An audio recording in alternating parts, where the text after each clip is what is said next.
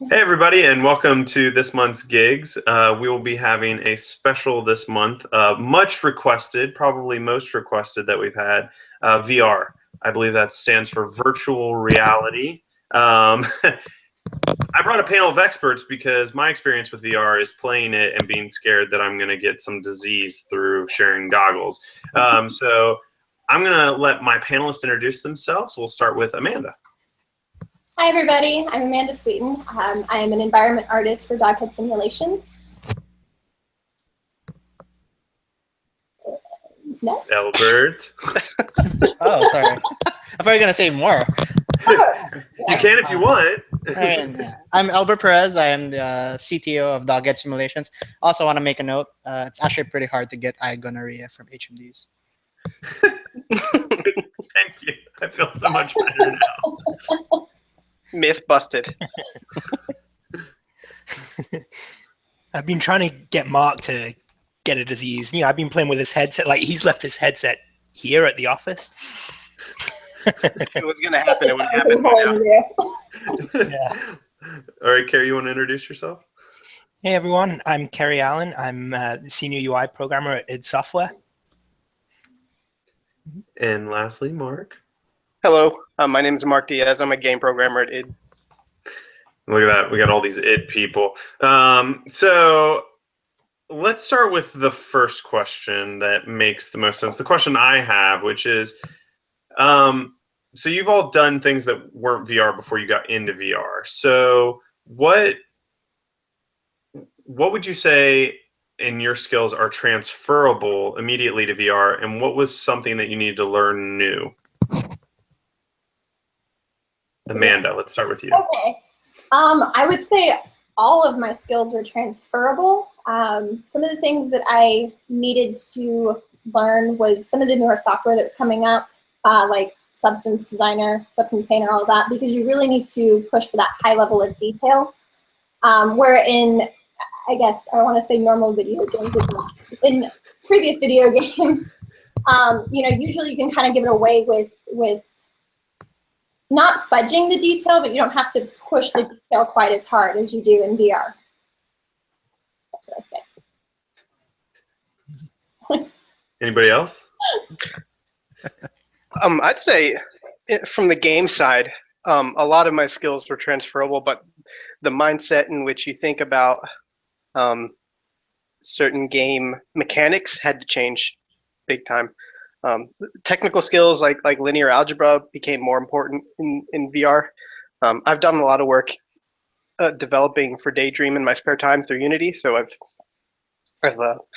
found lots of little things that seem to work fine for normal games, but then in VR they throw off the magic a little bit, and they're the immersion breaking. So game side, that's what I've had to do, and it's like such a new frontier that it all needs to be like there's no best practice for it yet.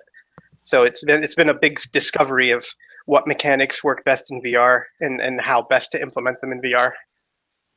Yeah, I think that's what the most exciting thing about VR is there is just it's an unexplored frontier. There's a lot of problems there that haven't had a lot of research gone into them, and it's good to be the first to tackle those problems. It's good to learn a lot from those problems. Like, you don't really think about like how people are going to interact with something in, like, not even first person, like from a first person shooter, but actually in virtual reality. The way people touch things is different. You know, doing like a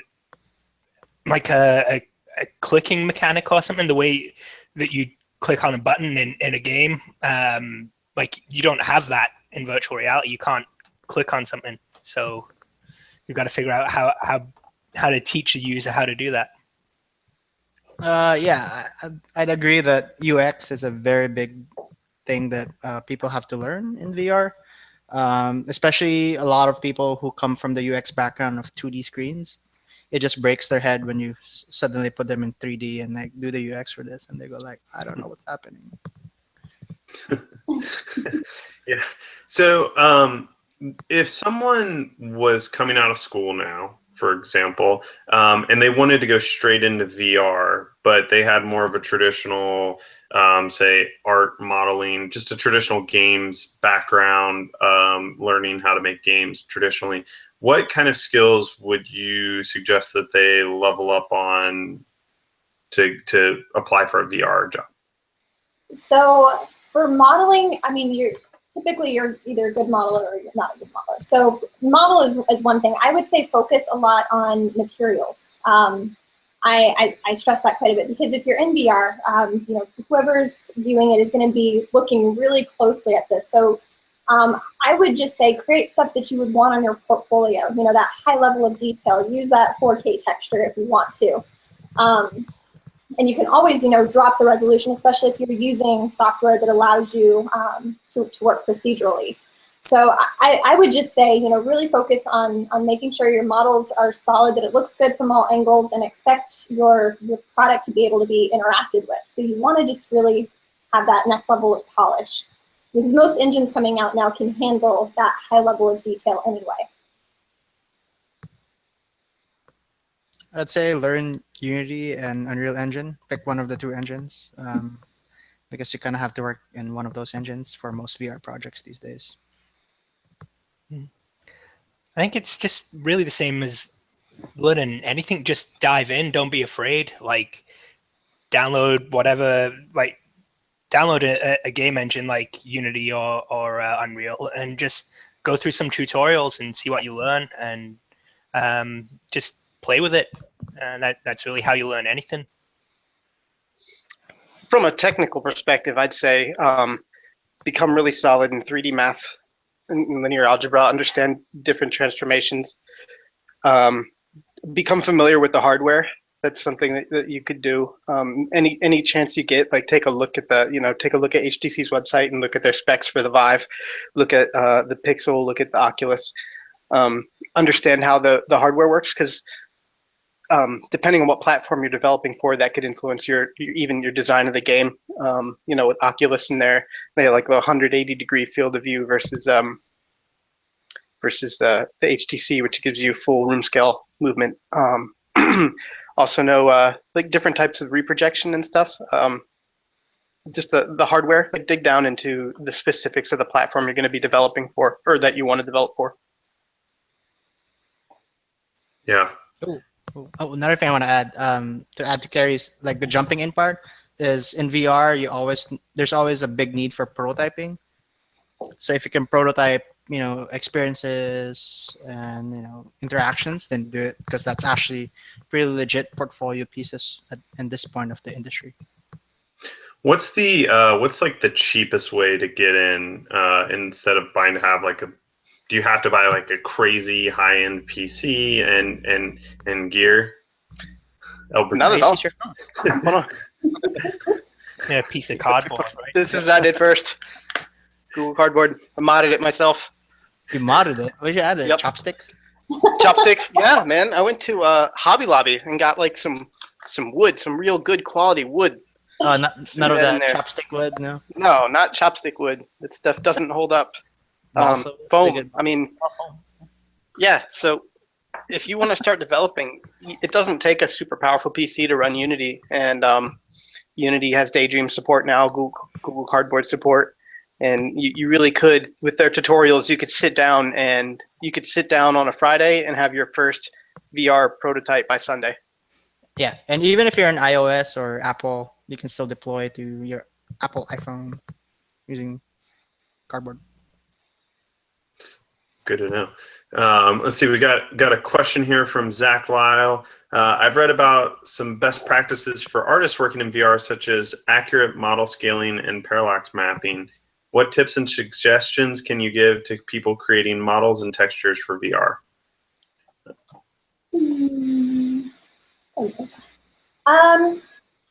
So repeat the question. What tips and suggestions can you give for people creating models and textures in VR? Honestly, what I would suggest is always create your models and textures with VR in mind. Again, anymore you're working procedurally when you're creating those materials and whatnot. Find out, what resource you need. Are there going to be tileable materials? Are there going to be collage type materials? You know, if you plan to create your textures and materials in VR, you can always downgrade it later as far as resolution and things like that goes. With parallax in mind, you've just got to be really good at making really good height maps. Elbert, you're so distracting. He's on my big screen. Not doing anything. So yeah, again, I keep emphasizing the word quality and high quality, because again, there's no reason for you not to be able to produce something high quality. You can always scale it back, but it's much harder to scale upwards. So if you always have that high quality in mind, moving backwards is going to be a cake. Did that answer your question? Yeah, well, I don't know. We'll have to ask Zach. Zach, did that answer your question? From a programming perspective, do you have to do anything different for models and things that you bring into the engine? Only if you're using it for your hands or HMD. I mean, that's really the biggest difference. Obviously, everything that applies to best practices for Unity or Unreal Engine will apply to VR. So I don't know. Okay. Doug wants to know, what was the hardest part about networking with VR? Oh my god. It's the same. It's the same shit. So you actually have a lot less objects flying around in VR. Well, depending on what you're building, right? Obviously, RTS would be your hardest in terms of networking. That's not an MMO, but it's really just the same pain points. What about last week or last month? We had a question about audio in VR, and while it was directed kind of more towards the audio professionals, I assume you all have implemented audio in VR. How is it different from the implementation side? Oh, should I answer that? Anybody? Go for it. It's an open thing. All right, Kerry, because I know the answer, but I want you guys to chime in. I'd say it's more important to make sure you have good 3D positioning on your audio when you're doing it in VR, because hearing a sound over here, and then when you look and it's actually coming from something in a different direction, or if it wasn't spatialized properly, that can be immersion breaking. It can break that presence that we all talk about a lot. So I think that's probably the most important thing for audio, and I think it's been done really well. I mean, if you're using the engines, just the normal left and right panning is not enough. You gotta either find a plugin that does HRTF or binaural audio. Otherwise, you won't get the behind, front, above, below you kind of positional audio. And like Mark said, it will actually break immersion if your audio is wrong, because audio is such a strong cue. And do remember that most of your players will be wearing headset or earphones. And that's why HRTF and binaural audio will work. I don't think there's a lot of VR that actually uses speakers to do your audio. Most of them are headphones. Cool. Chris Pioli has a question. He was wondering, what are some features in regular games, air quotes, that are difficult to implement in VR, such as movement, cameras, controls, anything like that? All of that, right? Because I'm a UI programmer, I think UI is a very good example of something that's completely different in VR. You don't have all the UI components that you used to don't exist. You don't have a mouse cursor. You don't have buttons you can touch. You don't have really lists that you can access. It's all completely different. All your points of interaction, all your user interface is just it's all 3D. It's all done with different gestures. Your motion controls instead of your controller normally. You can do it with a controller, but it kind of defeats the purpose of being in VR if you do. So UI I think is very different in VR, but really everything there is different in VR. Your camera is obviously very different in VR. So I got to help out with doing the Doom VR tech demo last year at E3, QuakeCon, and PAX. And when I was showing people VR who had never seen it for the first time, it was, some people, actually most people, there was a period of adjustment in being able to play it and do anything, like literally anything in VR. It's as big a jump as going from a 2D game to a 3D game. Like you need to learn how to play games all over again sometimes, like going into VR, at least in my experience watching the people who have tried it for the first time. It's like having to learn how to play games again. Yeah, I think for me the big difference is agreeing with with Mark and Kerry here. Um, the getting people used to VR is so hard right now because there's so many ways to skin the cat. Basically, like the controller. If you do gestures, that's a hidden that's a hidden thing. And just having the tutorials for how to do that, like how do you call attention to people to the controller? It's not even a standard yet. Yeah. There's no point of focus. That's another big issue because someone could be looking at the ceiling and then you're trying to get them focused on the ground. But how do you do that? There's many ways to do it visually, but there's no great way to do it. And that's also what makes it fun because everything is so unestablished that you can create the established ways of doing things and go point like, hey, I help invent the reason how we can pull focus for people. So it's pretty fun.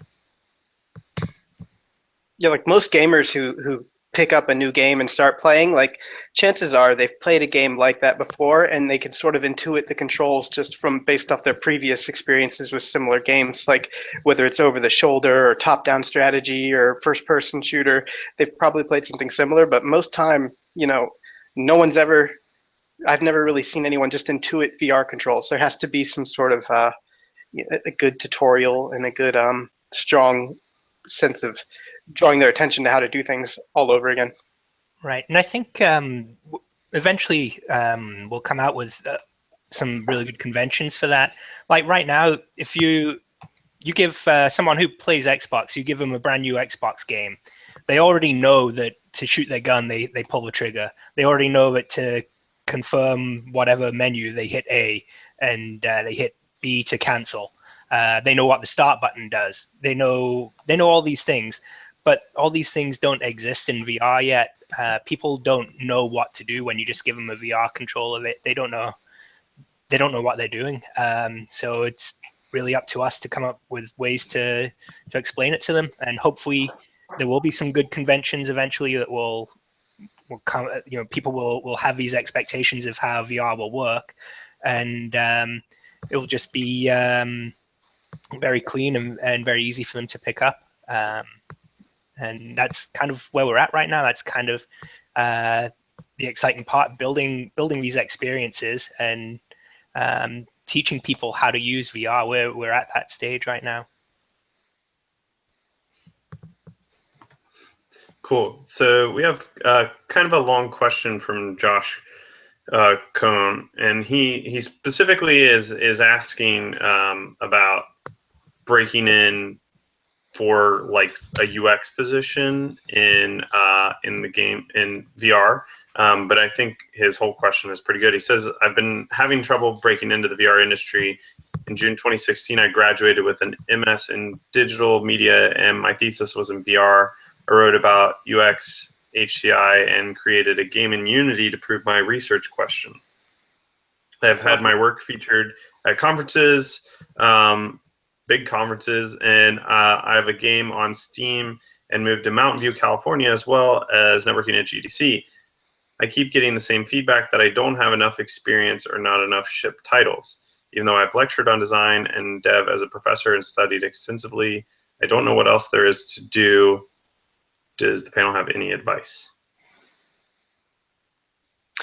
There's a really big VR community on Twitter. Maybe you've already, like you mentioned, you've networked at GDC, but there's a really big VR community on Twitter. You can hop on and get in touch with, just about, like, look at Seattle VR. Like there are a lot of VR developers who are super active on Twitter, and you can get on and network with them in that medium, which can be useful.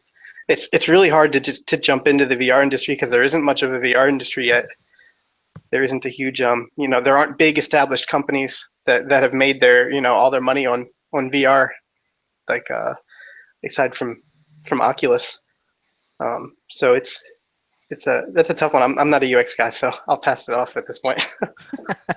Oh, I mean, that's kind of weird thing to hear feedback from, like ship titles. I'm like, most people in the VR industry would have probably shipped 1 or 2, maybe 3 titles at this point. I mean, and that's like, people's been prolific in creation. So maybe he's barking up the wrong developers.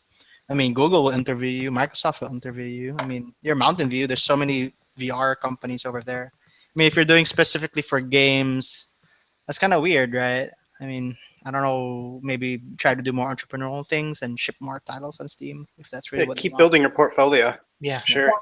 Keep prototyping stuff. If they want more experience, give them more experience by making more things. Even if they're just smaller projects, you're like, hey, this is what I did in a weekend. Just see how far you can get and just keep doing that, like maybe once a month or so. And then eventually you're going to have like a whole plethora of stuff. And if they're like, you don't have enough experience, you're like, oh, okay, so clearly something else is going on here then.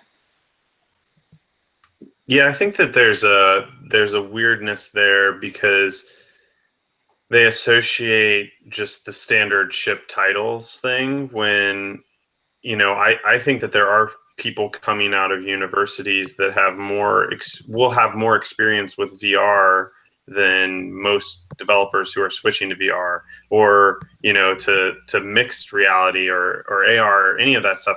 The universities are almost at the bleeding forefront of that. So I think what you were saying about switching to maybe looking at just VR companies or more tech companies than game companies might be a better chance, because I feel like the game companies are still just in the old school idea of shipped games. So just some good thoughts there. Thanks everybody. All right, next question from James Powers. I believe a few of us know him. I have friends who have been developing in Unity for a year or so, and they're thinking about going with Unreal for their next VR title. Do you think that broadening their VR palette is good, or should they focus on one title at a time? One engine or one title? One engine, sorry. I don't know why I read that wrong. I mean, being broad is always good. I mean, it will only make you better. Unless you really, really love Unity and hate Unreal, then stick with Unity. Yeah, I think there's nothing wrong with being multilingual with different engines. It'll make it easier for you to adjust if you go to a company that's got a proprietary engine. Yeah, just expose yourself to as many engines as you can and see what happens. I've heard everyone answer this question differently. To me, I think it's just do what interests you. If you reach a point where you're bored of Unity, then maybe give Unreal a try. But if you're really into what you're doing with Unity, then don't be afraid to learn more of that. I think if you know a game engine really well, it doesn't really matter which engine it is, but knowing one engine really, really well is knowing how to work with a game engine is a very good thing to be able to demonstrate. You don't always know what engine whatever company you're going to get your first job with is going to be using, so they might have to reteach you everything anyway. But if they know that you're good at working with engines, then they're going to be a little bit more confident in bringing you on. But yeah, ultimately, you're going to do your best if you're working on something you're passionate about. So if you play around with Unity for a while and you find out, you know what, I'm really into this, then just stick with it. If you want to, if you're reading a lot more about Unreal and you think, oh well, that sounds like something cool as well, then go ahead and try that. Yeah, I think it's important to assess your vision for the game as well. Like, each engine has its own strength and weakness. I think Unreal is awesome for producing higher quality visuals and maybe more photorealistic environments. And they have some super powerful post-process effects. And if you think that would complement your game well, and that's the style you want to go with, then then branch out to Unreal.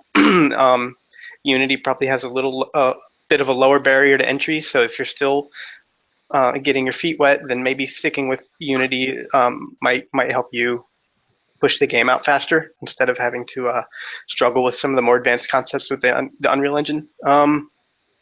That'd be my advice in that department.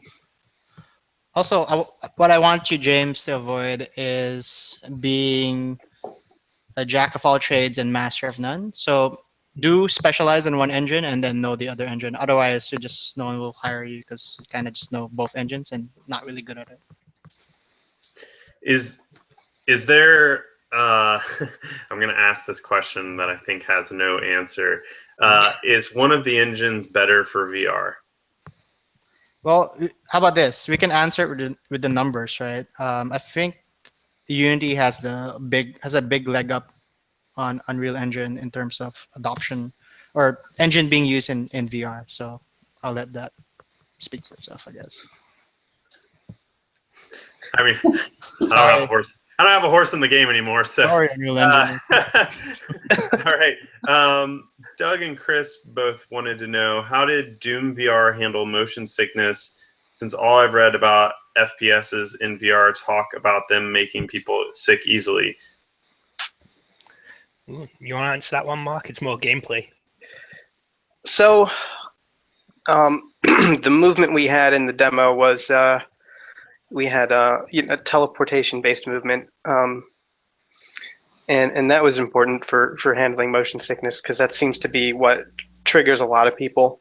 Also, certain things like never taking perspective control of the camera away from the player, so you don't ever want to shift their view angles, without some sort of forewarning, something like that, because that can make players really sick, and that's made me sick before too. Like, I think you never want to roll the camera ever. Like, if it's just so unnatural and so unsettling when the ground changes direction. Aside from that, for the demo, we didn't really do anything too specific for motion sickness, aside from just doing what felt best for us as we were playing. So we had to make a few adjustments.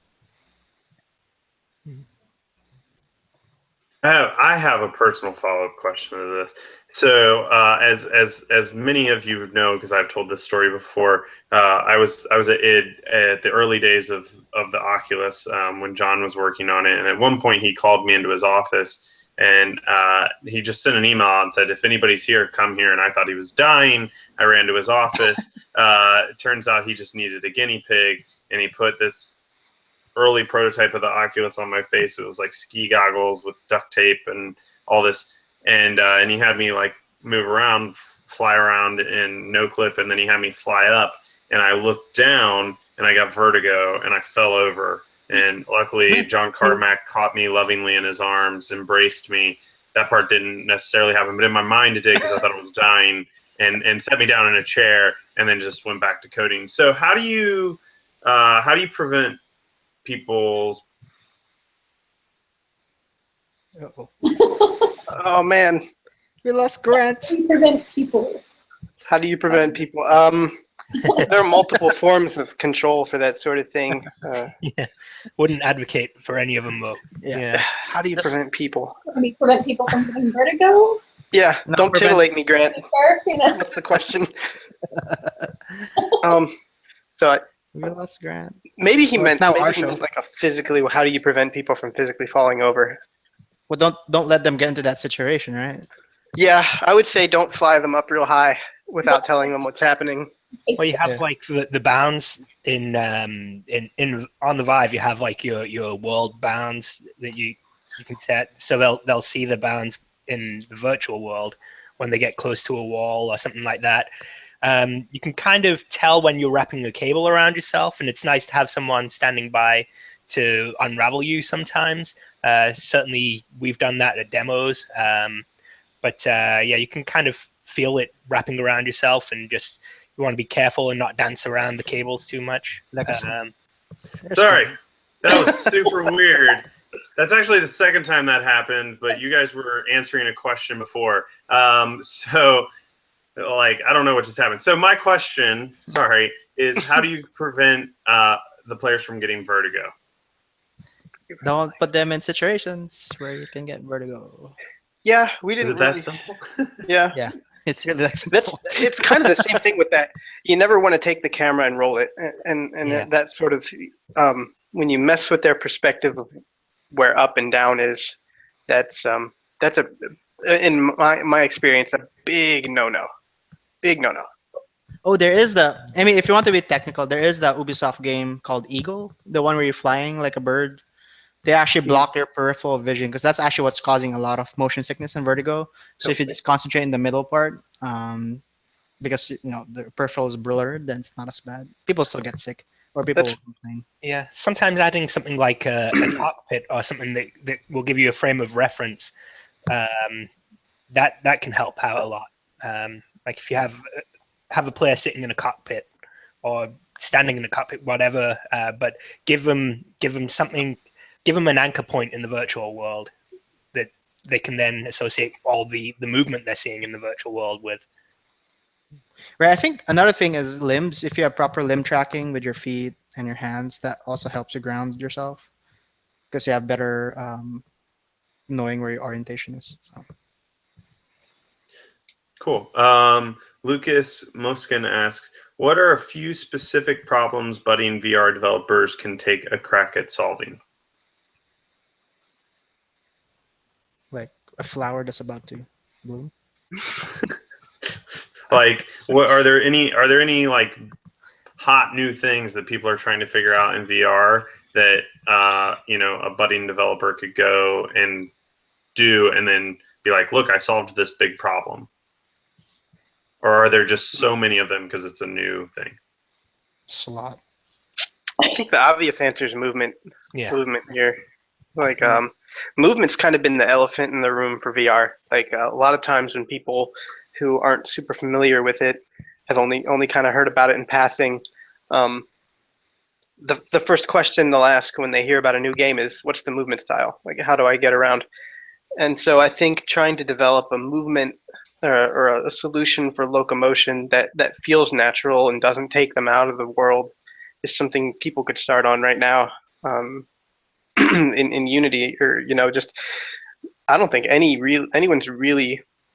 no one can really claim they've solved it. So I'd just say to start throwing ideas at the wall, see what sticks. It's also tricky though, right? Because like it depends on the game you're making, right? If it's an RTS, you probably don't want to run across the whole battlefield. Yeah, definitely. Yeah. Yeah. What else can you do? UI is one that people are struggling with as well, like keeping a HUD right up close. It seems natural when you're playing on a 2D screen, in like a typical game, but it's weird to have HUD objects real close to your eyeballs because you have to look down and you get your eyes go cross-eyed and you so to get them in focus, and then when you look at them, and they're just right up real close, you get the stereoscopic disparity. I haven't seen too many first-person shooters that keep a reticle for that same reason, because there's no good way to figure out where it goes in the forward axes. In order to keep it sighted correctly. So those are some issues. I'd say just play VR games and figure out what the issues are, and come up with what kind of game you want to make, and then trailblaze ahead. Well, another thing, it's a little bit outside of games, but data visualization. If you can figure out how to do Excel spreadsheet and make it better in VR, then you will make a shitload of money. Yeah, no, I think there's a lot of applications outside of gaming that VR is going to play a big role in the future. That gaming is my passion, so I tend to stick with that. But like if there's some other area that interests you, some sort of business software, or anything like that. I've got a friend who's a VR developer for a porn company. I don't know if you're interested in that, but there's a lot of applications for VR. A friend of mine just made a bunch of money that way. Yeah, it's interesting because I I was recently when I was in New Zealand, there was an exhibit for like innovations of long distance flight, and Air New Zealand and Qantas and Emirates and all these like long haul airlines are now investing tons and tons of money into applications for VR, and most of them aren't games. Like it's like view the plane as if the plane were not there and you were flying in space, or put the person in a location that they're about to visit so they can explore the city before they actually get there. So there's a lot of people spending crazy amounts of money to do non-game stuff in VR as well. And really, that's where the money is, if you think about it, right? Because gaming is a small slice versus the rest of the industries is like a way bigger slice of the pie. And and the cool thing about VR is VR applies to every single industry known to man. There is no industry that VR can't really be applied to. Wow, that's so inspirational. There's no industry. So Josh asked, for someone in his position who's still kind of working on getting in, would you suggest that I get a big name headset like a Vibe or Oculus Rift CV1, or should I just stick with the Oculus Rift DK2 I've got? Well, everyone's using the Oculus and the Vive, so if you really want to be in that space, you should get the hardware. It's very different from the DK2. Okay. Has anybody used the Omni or something like that for movement in VR? And if so, what are your thoughts about it? That's from Doug. Not I, said the duck. I've used it. I don't like it. I'd rather walk on my own locomotion. But I mean, I've talked to a lot of people who hasn't. I've talked to one person who has an Omni and he loved it. But it really boils down to preference. But it's also expensive and bulky, and it's probably not gonna be here for a long time. It's probably gonna. I mean, they already stopped shipping overseas, so you can just kind of read the tea leaves that way. When I tried it, I enjoyed it personally. I liked knowing that I was in this contained space, so I didn't feel like I was going to fall over. I kind of had that peace of mind where I felt a little bit more, I guess, daring in what I was doing versus, having that sort of free form where I could fall over, or I don't know if I'm pushing any limits. So, I mean, for me at least, when I used the Omni, I felt a little, I guess, safer, which made me take more risks when I was playing. Cool. Bobby Corwin, aka Justin Whittaker, asks, why are we calling it mixed reality now? Is that because people are caught up in an old way of thinking in regards to augmented reality development, being stuck in the past, or something similar? So why is it called mixed reality instead of augmented reality now? Does anybody know? I know, but I'll let other people know. Answer. If you know, answer it, man. Now I'm afraid to answer because I'm going to say wrong, and Elbert's going to make fun of me. I don't know the answer. Oh, Mark, Mark, you gotta say it now. No. Is that beer drinking? I wish. Basically, the difference between augmented reality, virtual reality, and mixed reality. So, if you think about it, virtual reality is replacement of your full reality. So it's a fully synthetic reality.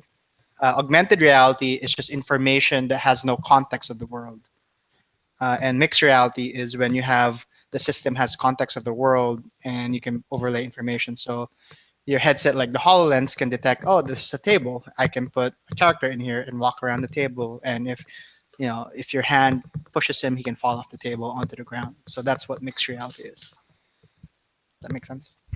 As opposed to it just projecting in the world a la Pokemon, where it's like I could be coming out of somebody's butt or I could be sitting on the ground. I don't know. I'm just a camera. Yes, right? exactly. I think Exactly. that's such a that's a sore subject for me. I hate that Pokemon tries to claim augmented reality. Pokemon Go, it's not real augmented reality to me. Right.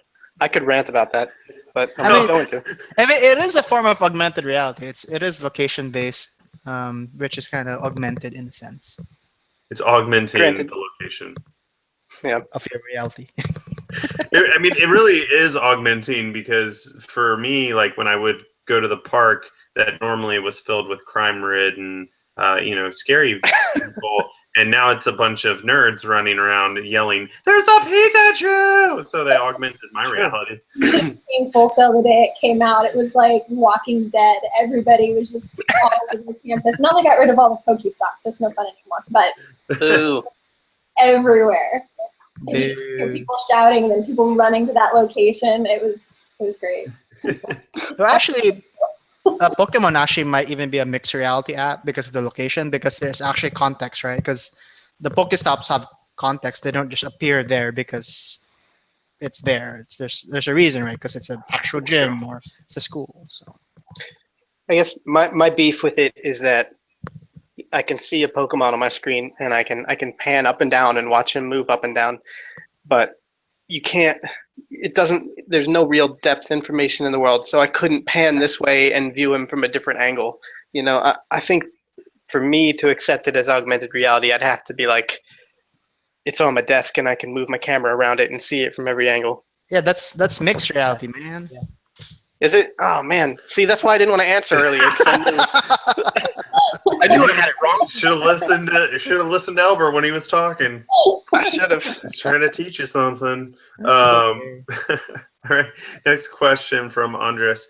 What are some of the tricks that have helped you when you first made the change from developing on a 2D screen to developing in VR?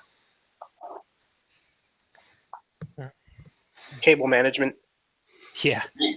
Yeah. Yeah. Or just having more space on your desk, right? Because the damn headsets are damn huge. Oh, actually, it does get tiring developing in VR because you are physically doing more of this every few minutes and looking around and whacking people. So you're moving a lot more when you're developing for VR. Get a standing desk if you don't have one. Oh, yes, I agree. Do any of you wear glasses or contacts? No. I'm just wondering if anybody was wearing glasses and switched to contacts because of VR development. Well, I mean, if you're nearsighted, then you just put down your glasses, right? Because you're going to be in front of your computer anyway, so you can not have to worry about that. Mm. Maybe if I was farsighted, I would switch to contacts. Interesting. Amanda, from an art perspective, how often do you actually go into VR and mess with the objects to check them, or is it not that much different for you? So for me, so whenever I'm creating my art, I'm working in a 3D perspective anyway. So I don't know, for me, it's not been that much different, the times that I played around with it. That being said, though, sometimes when you do get it in VR and you're actually looking at it, there's so many things that you notice that you don't necessarily catch when you're in the creation process. And some of that's just from staring at it too long anyway and being in a different environment, different lighting and just different conditions in general. So I certainly think it's important to test along the way as well, because you are going to see things that you didn't before, even whenever you were creating. And that's really just giving you a fresh set of eyes, honestly. It's like the next best thing of having somebody come in and be like, hey, can you look at this? Tell me what's wrong with it. It gives you a fresh perspective, honestly. Cool. I'm coming up with questions here because nobody's asking questions. So but then I'm listening to your answers because I'm genuinely interested. Does anybody have anything, any nuggets of wisdom that they would like to give on VR development? None. Just no wisdom. For me, like I said, for me before, like I've been saying, if you're wanting to model, focus on silhouette detail. Focus on, again, next level of detail, because people are going to be getting up as close as they possibly can to some of your stuff. Even if you don't want them to go in those areas, they're going to try and break your stuff. So be prepared for that. Have people that wouldn't usually use VR, test out your stuff that way, because those are the people that are going to go in and do the unexpected things for you. They're going to be the ones that are trying to go under your staircase and see if you put metal where it was supposed to be, or if you put wood instead. So have people that wouldn't usually use VR test out your stuff, because they're going to be the ones that can break it and do the unexpected things. So that's what I would suggest. Yeah, from a technical standpoint, I think we kind of answered it earlier on. You're probably going to use a lot more 3D math doing VR than you would do in normal game development, like than a normal gameplay programmer would use or UI programmer would use. You're going to end up using a lot more 3D math than linear algebra. So definitely brush up on all of that. Make sure that's all fresh. Yeah. I think my nugget of wisdom would be to get involved and to stay informed and see if there's a VR meetup in your city or wherever in your region. See if there's a group of game developers meetup. Reach out on social media to people who are working in VR and get involved in the conversation and make your viewpoints known. Like soak up information. Stay on top of hardware developments and recent where the hardware is going. Stay informed and that'd be my nugget of wisdom. Oh, mine. I have one now. Don't reinvent the wheel. If you're using Unity or Unreal, there's so much toolkits out there that can help out your development process. Don't try to. If there's a solution out there that you can use to help you get your idea faster, use it. Don't try to build everything on your own, unless you're trying to really learn it. But if there's something out there that's already built, use that one. That actually goes right into Josh's next question, which is what kind of plugins, tools, or things from the asset stores do you recommend to use when developing for VR? There's a lot. Curved UI, VR toolkit, things like that. Virtual Toolkit's good. Any of the locomotion toolkits are cool. They also have a shitload of examples, which are pretty awesome because then you can play and try them out. But yeah, just go to the asset store, just try them out. A lot of them are free. Some of them are cheap enough to buy, so do it. Does anybody else have anything specific that they are using because of that? Because of VR? Sorry. I dumped my backpack on Elbert. Yeah, not me specifically. Yeah. Justin wins for asking the most nerdy question ever, and if none of you know what this is, we just move on. How close as a society are we to the anime Dunu coil? Does anybody know what that is? The what? Anime. Anime. Duno coil? No, nobody knows. Okay, all right, we've moved on. Sorry, Justin, we're not as nerdy as you. Hold on, I'm googling. There. How do you spell it? Dennou, and then the word coil. The new coil. Is that even on Crunchyroll? If it's not, I don't know. So next question is for Amanda from Doug. Have you ever done any VR work for an amusement park ride? Since I feel like those are more art dependent than they are development dependent. Has anybody ever done any work on amusement park rides yet? I have not. Oh, I know who did one. Yeah. I actually met two people who did it.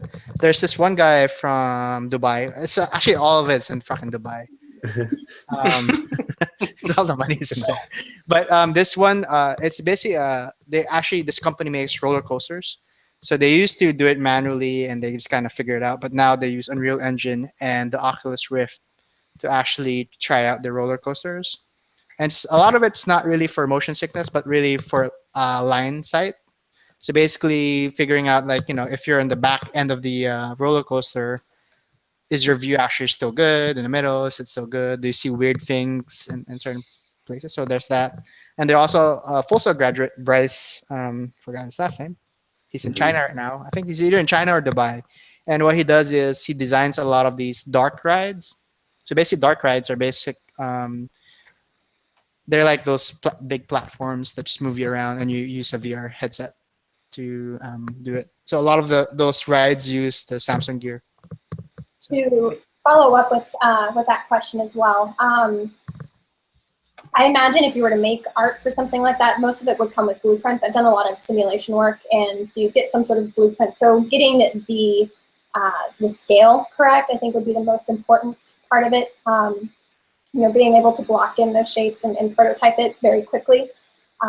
Depending on what engine you use use BSPs and whatnot. But most likely, if you were to do something for like theme parks, a lot of times they'll have some sort of blueprint thing for you to follow, like physical blueprints, not like, I don't know, blueprint. I had to. So you'll know exactly, what your end goal is, what things should be measured, what. Yes, that's the direction that I would say that the art would go. All right, next question. Why is 90 frames per second so important, Lucas asks. Oh gosh, that question again. You guys want to answer it, or do you want me to answer it? It's about how to word it. You get sick if you drop below 90 frames a second. That's just a thing. Like you can do it in you can make games like 2D games that won't make you sick, but if you don't have a very stable, very high frame rate in VR, you'll start to get sick a lot easier than you would do in if you're playing just a normal 2D game on a monitor. I think what Valve or Gabe Newell said was 90 frames is the minimum where your visual system is not going haywire, because anything below 90 frames, your vision system's like, hey, the world is not refreshing what I'm used to. So that's the high enough threshold that prevents that from happening. Bing. All right. Josh was asking about places. What language should he learn, and from what source for Klingon. programming for programming VR? Klingon. Kind of depends on what you want to do. Like if you want to write your own engine, I would say C++. If you want to, Unity uses C#. I think Unreal uses C#. No, I'm not sure. I think there's a C++ option. Is it? Okay. See, I've never used Unreal. Mark, what are you? Yeah. So in that case, I was about to slap you over here. go C++. Just do C++.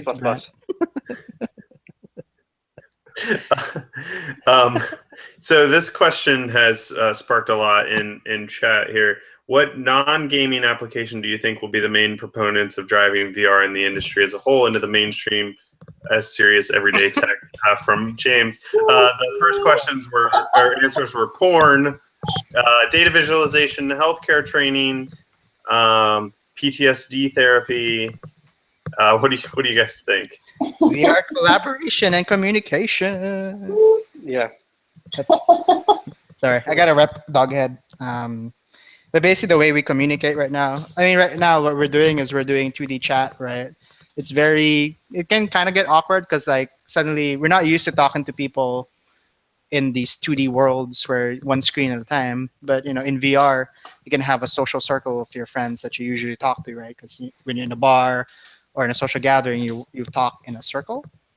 And with VR, you can accurately get that, and all the social presence through like head movement, hand movement, all the stuff. So that's actually what's going to revolutionize how we communicate online. Anybody else? Anybody else have any thoughts on what they think is going to be the thing that makes VR the thing everybody needs? Well, I don't think it's so much going to be one thing. I think it's like someone asked me a few months ago, what do I think the VR placement rate will ever reach? And I said, oh, it'll reach 100%. And they said, really? That sounds very optimistic. I said, well, everyone right now is thinking of what VR is like today. And I kind of see it as like mobile phones were invented in the mid-70s. But if you were to go back to like 1980 and tell people, okay, this is what mobile phones are going to be like in 2017, they wouldn't really understand the way that they change our lives. And I don't think we really understand the way that VR is going to change our lives in 10, 15 years. I think the way people live 10, 15 years from now, the way information is shared, the way people are entertained, just the way people live, lifestyles are going to be very different then. And it's going to be because of VR. Well, not just because of VR, but VR is going to play a big role in it, I think. I was thinking about something the other day, but the scientific applications for VR in controlling robotics are extremely exciting to me. I think because we can put robots places that we couldn't necessarily put humans very reliably. And the idea of, once we have upgrades to our ability to process signals between different planets and here, but imagine launching a rover to Mars and controlling it with a VR headset on Earth. Like, giving them the ability to essentially stand on Mars, giving a human the ability to essentially stand on Mars and look around, I think is super exciting to me. And then, control different whatever functions they need robotically as well. It gives people a lot of flexibility. I know it's way off in the distance. Kerry's looking at me like I'm an idiot.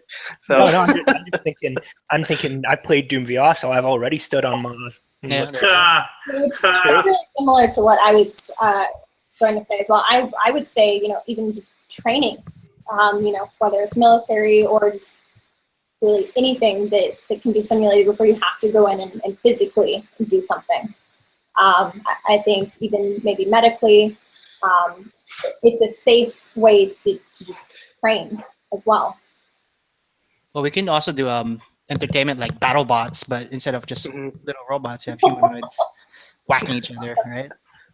Yeah. Nerds can play physical too, I can't wait till I can have a VR six-pack and some I look so good in VR. 22-inch guns.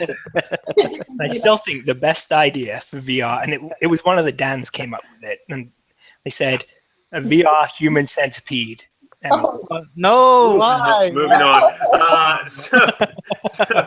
So I like that Doug asked when and why we weren't currently having this live stream in Roomy, and I told him that we did discuss that, and that it does have an option to live stream, and so that may be something we do in the future. So maybe I. So I have one. Well, hold on. We have another couple questions coming in, but I have a question before we ask those. This is specifically for the id Software folks. So last live stream, we started discussing mood, and which, for those who don't know, red boxes around the country put Doom in backwards, and so it looked like it was mood. And we were discussing doing a mood jam. id Software folks, what are your thoughts on Mood Jam? Let's do it. Mood. So it would be Doom, but everything is rotated 180 degrees on the vertical axes. Or it's the complete opposite. That too. Doom is happy. It's happy. It's like Or it's just some kind of weird cow game. All right, so moo. So last question. Everybody kind of answer this, and we'll be done. What is the best VR app game that you've experienced that you haven't worked on from Andres? Does it have to be a game? No, just application or game. Google Earth. It's the best one. And Tilt-Brush at the same time. I'd say Tilt Brush is pretty fun. I was going to say Tilt Brush. Yeah, that's why I answered before anyone else. They've got sculpting software now too with it that I really want to try out. The sculpting is fun. Yeah. Honestly, I haven't played it very much, but the little bit that I did play, I really had a lot of fun with Eve Valkyrie. I had a lot of fun with it. I haven't played it much. That's game-wise what I like, but I do like the artsy stuff, Tilt Brush, and I do want to try out the sculpting software as well. Yeah, I'm medium gonna list. looks what's that? sweet. No, medium looks sweet. The Oculus 3D modeling. Mhm. Sorry, Mark. Oh, sorry. So I'll list like a top 3, I think, because there's none that I think are the best yet, but there are some that I like for their different components. Like so for story wise, there's this Google Daydream game that's out called Virtual Reality, and it's really cool. It's a really fun story, and it reminds me a lot of Portal. And it's done really well. And it deserves more recognition than it's getting because it's not just one of the best Daydream apps I've tried, but like as I'm listing it here, it's one of the best VR applications I've tried. Period. Job Simulator and Rick and Morty VR are both awesome. Like the object component, the object interactions in those games are so much fun. Like I've had fun in that Rick and Morty VR just playing around in the garage for like 45 minutes, an hour at a time.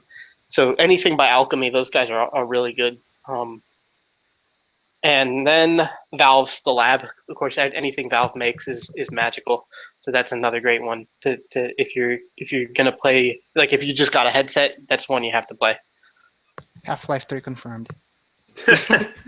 I think for me the first mine are both games because I guess I could say Rumi, but Doom 3 on VR, which was never released sadly, was a lot of fun and really cool, and I got to work on that for a bit. So that was my first like real foray into Doom. But you said don't list something you worked on, so I guess I got to cut that one out. I Expect You to Die is really cool from Shell Games. And then Robo Recall, which I didn't work on, so I can say that was the first time I felt like a true badass in VR when I was grabbing bullets out of the air and throwing them back. And it's also really fun because you look super ridiculous while doing it. Cool. All right. So that's it. Thank you all for tuning in. Thank you especially to our panelists for all their great thoughts, knowledge, and insights. And we will see you next month. Bye, everybody. Bye-bye. Bye.